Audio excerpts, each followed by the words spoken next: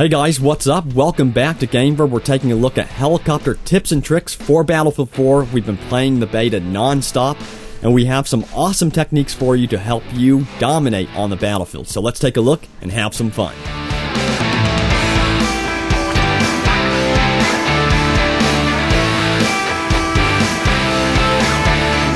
So first things first, before you become that awesome helicopter pilot that's going to dominate the battlefield, I recommend you set the proper controls. For me, I prefer editing the default controls to something a little bit different.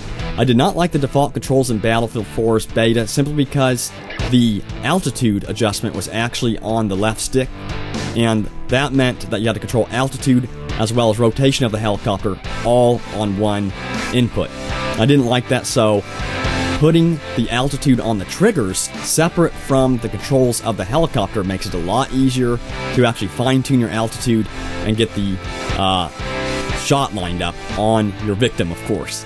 So what I'm going to recommend here is that you change the heli buttons to the veteran setting and then the heli sticks to the South Pole setting. So that's going to separate the altitude onto your trigger button so you can go up and down with the triggers, and then it's going to allow you to control the actual movement of the helicopter with your sticks, which makes it really nice to fine-tune your aim to make sure you get the drop on the bad guys that much quicker, because as you know, in Battlefield, it's all about speed and who gets their shot off first and who is the most accurate.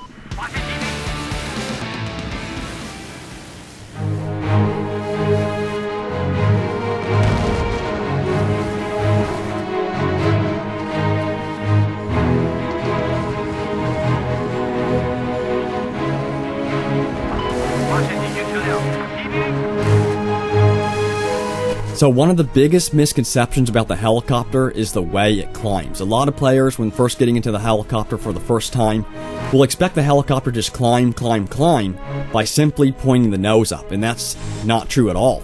In fact, the opposite happens. When you point the nose up of the helicopter, you're actually falling backwards. So the real way to climb with a helicopter is to actually level your helicopter first, and then use the triggers to go up or down in altitude. So by pointing the nose up, again, I can't stress this enough, it actually will make you fall backwards and lose control.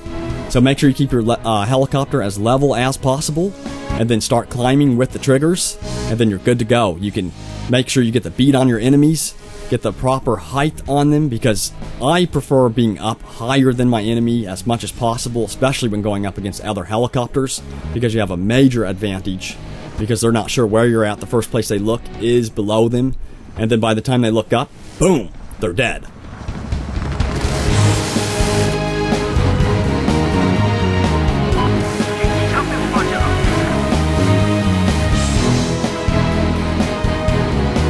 So you want to be the best helicopter pilot ever, and with this knowledge of the nose being pointed up and the helicopter actually falling backwards, you can use this knowledge to your advantage.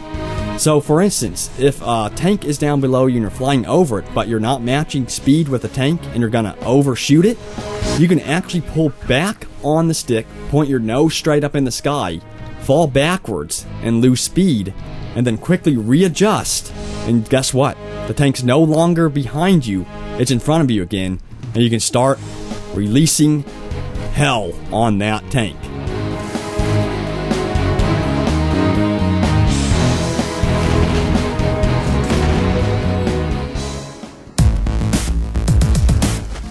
So if you want to be an awesome helicopter pilot and highly decorated in Battlefield 4, be known as a team player.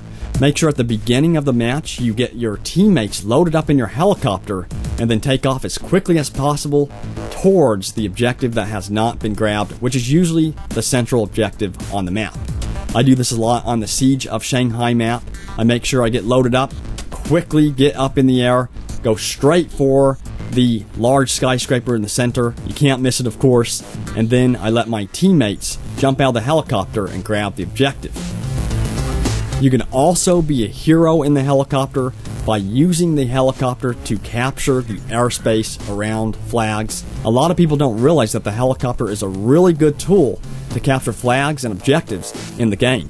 So if you drop off your teammates at an objective, make sure you stick around, hover around the flag for a while, capture the flag, earn yourself some points, and secure that objective for your team.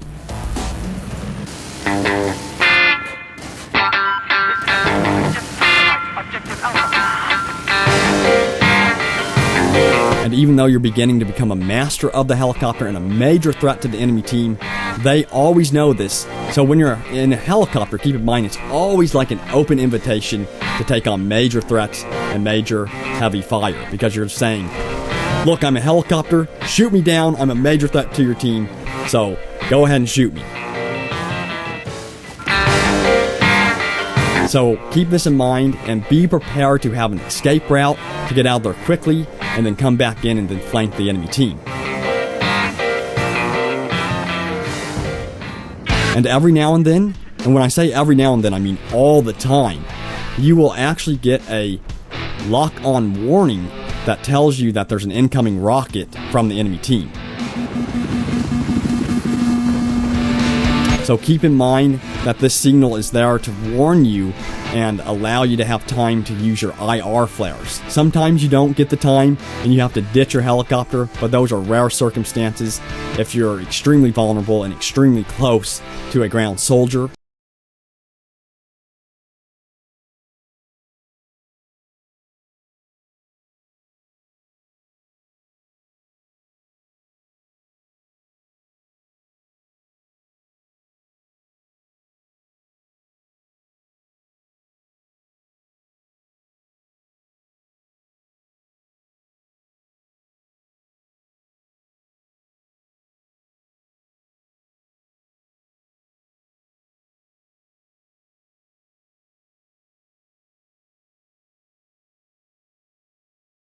Like these helicopter tips and tricks I gave you today, I want to thank you guys for watching. As always, I hope these come in handy for you when you're in those intense battles in Battlefield 4. And if you have any tips of your own, go ahead and leave a comment or post a video response. I would love to hear what you have to say, as I'm still learning a lot about the air combat in Battlefield and really perfecting air combat in the game.